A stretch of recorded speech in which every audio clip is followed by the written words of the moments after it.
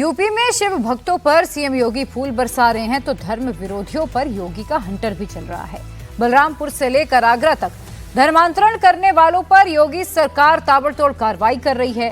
हिंदू लड़के लड़कियों का ब्रेन वॉश करके उनका धर्म बदलने वालों को ढूंढ ढूंढ कर दबोच रही है। यूपी पुलिस ने आगरा में छांगुर बाबा से भी बड़ा धर्मांतरण का सिंडिकेट पकड़ा है। आगरा में पकड़ी गई धर्मांतरण कंपनी कैसे आईएसआईएस के सिग्नेचर स्टाइल को फॉलो करते हुए हिंदू लड़के लड़कियों का ब्रेन वॉश कर रही थी, कैसे इसने फिल्म द केरला स्टोरी की तर्ज पर आगरा की दो सगी बहनें को अपना शिकार बनाया। आगरा के धर्मांतरण गैंग का पाकिस्तान के किस आतंकी संगठन से कनेक्शन निकला है, इस रिपोर्ट में देखिए।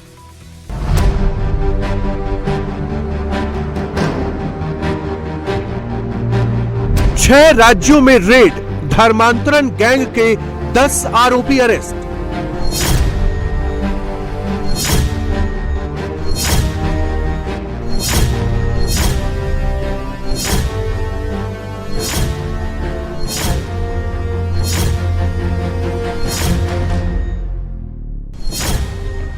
बलरामपुर टू आगरा अवैध धर्मांतरण के खिलाफ सबसे बड़ा एक्शन। अवैध धर्मांतरण का यह मोडस ऑपरेंडी आईएसआईएस का सिग्नेचर स्टाइल है। धर्मांतरण गैंग का पाकिस्तान के किस आतंकी संगठन से कनेक्शन? आईएसआईएस वाले पैटर्न से कराए अब तक कितने अवैध धर्मांतरण? मतांतरण जो अभी तक की जो हमारी जानकारी है उसमें सैकड़ों लोगों के नाम इसमें आए हैं। द केरला स्टोरी की तरह कैसे कराया दो बहनों का कन्वर्जन? योगी सरकार अवैध धर्मांतरण के खिलाफ फुल एक्शन में है। यूपी पुलिस ने बलरामपुर के बाद अब आगरा में भी बड़े धर्मांतरण सिंडिकेट का भंडाफोड़ किया है। पुलिस की गिरफ्त में आया ये गैंग छांगुर बाबा से भी ज्यादा तेजी से अपना शिकार चुन रहा था। आगरा में धर्मांतरण गैंग का खुलासा कैसे हुआ? गिरफ्तार आरोपियों को गैंग में क्या क्या टास्क मिला था? इन आरोपियों का आईएसआईएस और पाकिस्तान के आतंकी संगठन से क्या कनेक्शन है? गैंग को कहां-कहां से फंडिंग मिल रही थी? ये सब आपको बताएंगे, लेकिन सबसे पहले आगरा के धर्म परिवर्तन गिरोह के गिरफ्तार आरोपी चेहरों को देख लीजिए। आगरा की इस धर्मांतरण फैक्ट्री का नेटवर्क देश के 6 राज्यों में फैला था।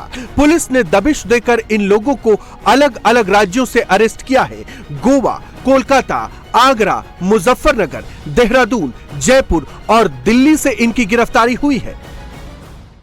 बलरामपुर के बाद उत्तर प्रदेश के आगरा में धर्म परिवर्तन के अवैध खेल का बड़ा खुलासा यूपी पुलिस ने किया है और इस पूरे मामले में 6 राज्यों में छापेमारी करते हुए 10 आरोपियों को गिरफ्तार किया है। लेकिन इस पूरे मामले में सबसे ज्यादा हैरान करने वाली बात यही है कि पीड़िताओं की भी जिस तरीके की फोटो सामने आई है, जिस तरीके से उनको रेडिकलाइज किया गया है, जिस तरीके से उनको कट्टर बनाने की ट्रेनिंग दी गई है कि उन पीड़िता ने भी अपने हाथ में AK-47 जैसे खतरनाक हथियार लेकर के फोटो खिंचवाई है, वो इस पूरे मामले का सबसे ज्यादा अलार्मिंग पहलू है।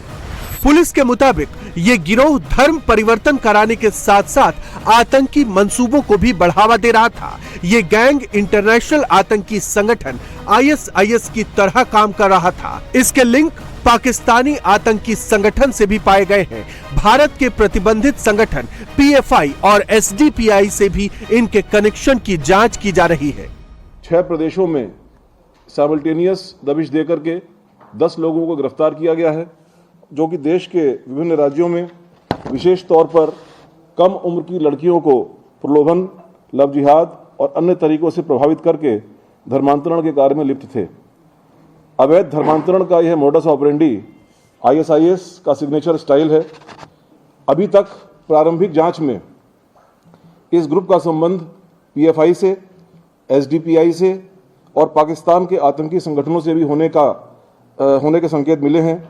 जनपदीय पुलिस आगरा द्वारा की गई इस उल्लेखनीय कार्रवाई से इसमें अब आगे उत्तर प्रदेश की जो विशेषज्ञ एजेंसियां हैं एसटीएफ और एटीएस, उनको भी शामिल किया गया है और आवश्यकता अनुसार अन्य राज्यों के पुलिस और केंद्रीय एजेंसी से भी समन्वय स्थापित किया जाएगा। अभी तक इसमें कनाडा, अमेरिका, लंदन और दुबई से फंडिंग के और उनके संलिप्तता के उनके वहाँ पर रह रहे कुछ लोगों के साथ में संलिप्तता के सबूत मिले हैं, जिसके आधार पर आगे की कार्रवाई की जा रही है। अवैध धर्मांतरण का आगरा सिंडिकेट धर्मांतरण की पूरी एक चेन मार्केटिंग चला रहा था। धर्मांतरण गिरोह के टारगेट पर खास तौर से पढ़े लिखे लड़के और लड़कियां रहते थे।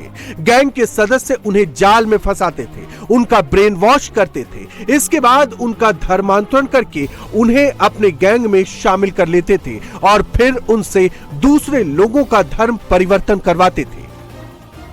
PFI, SDPI और पाकिस्तान के एक मिलिटेंट संगठन के हमको प्रमाण मिले हैं इस चीज़ के कि उनसे इनका संलिप्तता है। इनके मतलब इनके जो आपस में जो लिस्टेड मेंबर्स हैं उनके मेंबर्स के साथ में इनकी संलिप्तता कंफर्म हुई है।